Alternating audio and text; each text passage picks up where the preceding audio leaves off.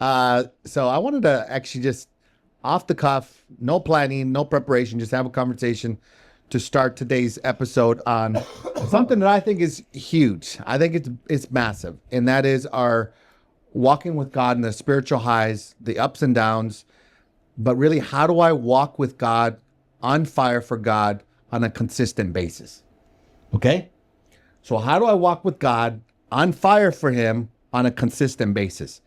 Because I know for me, I do have the highs and lows. Yeah. I know that I've experienced more not on fire for God. That's where I want to be. That's where I want to go. And a lot of times I either feel guilty or I feel inadequate. And I don't like living there. It's actually a motivating factor for me to open up my Bible, get into worship. And the thing is, I absolutely love God's presence. Yeah. I'm fascinated by God. I'm thankful for God. So it's not like it's not based on something that he's doing Or even how you view him. or how I view him. Yeah. Because I think he's good and I think he's awesome.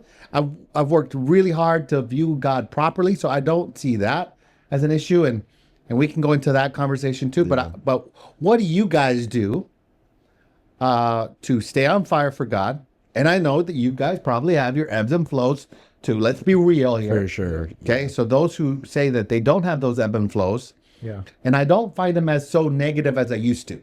Yeah. Okay, because that's my viewpoint now Yeah. at 47 years old. But when I was younger, I used to beat myself up more. And I think I came even from a perspective in Christianity that if I'm not opening up my Bible consistently and regularly, Like it's almost like a duty type. it was a or duty. chore. It was a duty and it was a chore. And yes, it's a relationship. And yes, it should be a discipline. It should be a discipline. But I looked at it more as a chore and as a duty rather than a relationship of love. Yeah. And so I mixed those two and I forgot the relationship and the love. And so what do you guys think? I would love to have this conversation.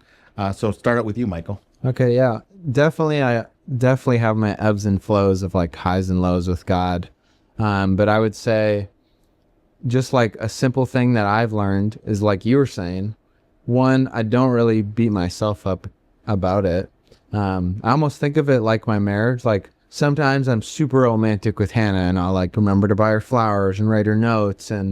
But then sometimes I just get busy and I just forget to do it as often. And yes, it would be nice if I did it consistently all the time, but I'm only like human. Like I'm not going to remember 24/7 everything in my life. They're just seasons. And it doesn't mean I'm, like you're saying, it doesn't mean I don't love Hannah. It just means I have seasons where I forget to be as romantic. But I would say one of the main things that I've learned in my own life that I use is actually changing what is coming into my life. So if I have like a season where I feel dull, in the Bible it says hunger begets What do you mean by hunger begets hunger. okay? So if what I'm bringing in is just movies, sports, could be the Chiefs, even though I love the Chiefs, could be working You out love the content. Chiefs more than Hannah? No. Could be working out content, could be anything. It doesn't mean it's bad, but it is distracting. I'm going to increase God in what is like incoming. So what I'm watching, listening to, talking about, and then that will increase my hunger.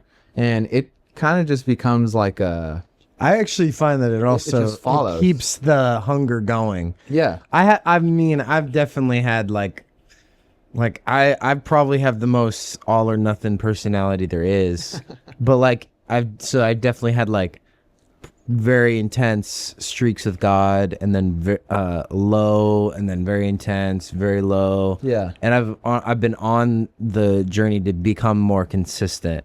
I think that you guys are, because I can relate to you in the way that like I'll be sitting in like a prayer meeting and I'm like, no part of it, because like when I was a kid I'd be like, dude, this is boring. You're like in church, like, this is so I just boring. stand for a whole hour. I have to stand for an hour. My legs hurt. That's actually so weird. The standing part's like, how come when I couldn't stand for an hour? Yeah. But, like, now it's standing for an hour. No, so it's like easy. like you're sitting there like, what, please end. When But you were like, a kid, you couldn't stand up for an hour? no, Yeah. exactly. That's what. That's what it felt like. Especially as pastors' kids, we're sitting there at the front, like we gotta stand the whole time. We look so bad if we sit down. Everyone else is standing. This is how you thought? Yeah, for sure.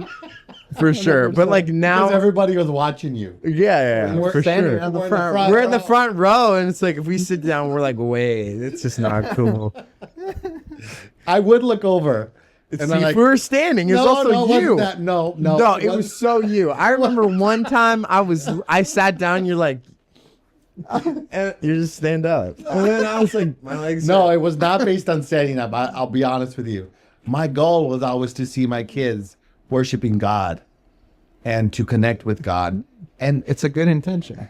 Yeah, good. My legs are tired. Good intent, but like as a kid, you're like, I still don't care if you're standing or sitting. I care if you're engaged with God. That's really, yeah. that's really what I came to. Well, mainly my point was, But you're sitting down. I'm definitely doing that because that means you're not in. yeah. No, but when I was a kid, that's definitely happened. Hey, bud. But the thing I'm saying, I'll sit in a prayer meeting now, and I'm not like bored or like I don't want to be there because like God's boring. Where I was a kid, I didn't like fully understand anything, and I was like, I couldn't tell if like I'm like God, like Christianity seems boring to me. That's just what it is. Yeah. I was a Christian, but I was trying to just like, I guess it wasn't my own yet. Yeah, But yeah. now I'll sit there and I'll be like, I actually like I've read the Bible, I've dived into it enough to where like I actually think this is super entertaining. Like the way that like Daniel goes to Isaiah to Revelation and they all connect, then you have like a million of these prophecies and you can actually go to them and they actually happened, and like it's like all this is so undeniable, and you sit there like this is the most insane book I've ever read. So like it's not like I'm like sitting there nowadays in a prayer meeting and he's talking about the Bible that I'm like this is so boring, but I'm like really into it, but I still have those low points, and it's now easier for me to go into it because I've dived in enough to where I find it super super interesting and engaging because it is. I heard this one guy, he was like, dude, the Bible isn't boring, you're boring. Because he was just talking about God. He's like, dude, God is limitless. Okay. There's people sitting there in heaven looking at him over and over, finding a new thing about him. Every attribute's limitless. It's crazy. So I'm like, it's not the Bible's not boring, you're boring. And I think it also ties into, I think, sustaining hunger and keeping hunger. And I think I have to be more applicable to myself about this, is what Michael's saying. I think it's not as much about like trying hard to hunger, but it's really about putting yourself in situations to see him more, really. I think because it all comes down to what you're seeing, what you're hearing, what you're talking about. And I think what you're seeing, what you're hearing affects what you talk about. So the reason they do is because what you see and what you hear, what you're feeling yourself affects your heart, and the overflow of your heart, your mouth speaks. Yeah. So I think that all of those things that you're filling yourself with affect hunger, affect what you talk about. And also for me, especially for me, the more I talk about the Lord, the more I hunger, and it even fuels me more I talk about it. Yeah. And then there was that verse I remember this summer I was talking to you about it. You were like, never let I can't quote the verse exactly, but it's like, never let the word depart from your lips, basically. Yeah. And then I was like, it was so true because I would, every time I would talk about it, it'd be like, it would just fuel it so much more. I'd get so much more excited. Well, that's hunger begets hunger. No, That's what exactly. Michael's That's what I'm saying. It's not as much my view is like this is boring when I'm on the lows, but I realize the thing that keeps me hunger is what I'm filling myself with keeps it going. Yeah. So, yeah. Yeah, I think I remember this one trip we were taking. We were on a long drive, and we were probably somewhere in Montana. And while we were on this drive, I wanted you guys to experience. You guys were all little, and I wanted you guys to experience this buffet. You know, because where we lived there was no buffet, all you can eat buffets, and it was only like $5, so really cheap. So for lunch, I'm like, guys, you can try anything you want, as much as you want, and it's gonna be $5 each. So we all went in there, and everyone's hungry. And for $5 is all you can eat, from roast to pizza to lasagna to all the desserts you wanted. And I didn't stop you. Whatever you wanted, how much you wanted, whatever you can fill yourself was $5. So we all had a great time. And a few hours later, we're driving, and I'm like, man, I'm getting a little hungry, because I didn't go crazy. You guys went crazy. But a few hours later, I'm like, oh, we should start thinking about dinner. We're on the long road trip. And so around 5, 6 p.m., I'm like, oh, let's go to a nice steakhouse, like a really nice steakhouse. Let's go for some ribeyes. Let's go some filet mignon, like really nice ones. And so I'm telling this to Christelle to start looking. And while she's looking, I tell everyone, hey, guys, we're going to go for steak. Who wants steak? I'm trying to hype it up. Nobody wants steak. I'm like, why aren't you guys want steak? Like really nice steak. Yeah. And they're like, no, thanks. We're not hungry. What do you mean you're not hungry? It's been like 6 hours. We got to stop for dinner. We can stop at McDonald's. We want McDonald's. I'm like, no, we're not stopping at McDonald's. I want steak dinner. Something really nice. I'm trying to tell them about really nice dinner. Here's the point of the story. Hunger begets hunger, but it's really because of what I'm eating and digesting. So if I'm getting garbage, and let's just say the buffet is garbage, it's $5 all you can eat nonsense. So if I'm vegging out on video games and movies that don't do anything for my spiritual life, and there's nothing wrong with that. It's just how much am I digesting? Because that, I'm going to want more of that. You guys wanted more McDonald's, more garbage. You didn't want the steak dinner. In fact, the steak dinner didn't even come close to you guys.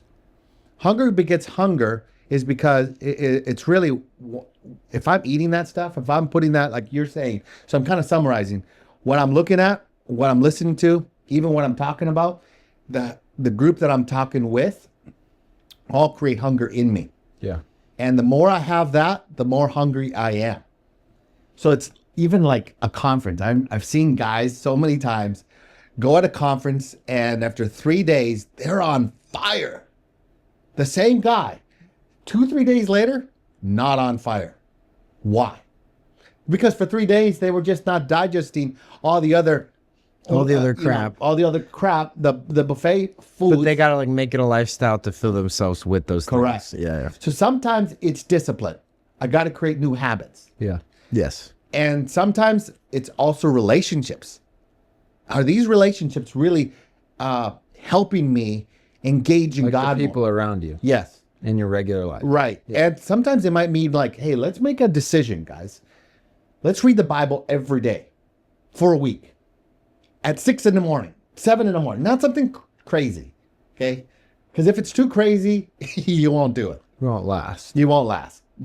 Even But like, for some people, that's crazy. Even 7 and 6. even say like 7 p.m. We're just going to read the Bible. We're going to turn on the fire. We're going to read the Bible. And it's the first few days, it's not going to feel like much.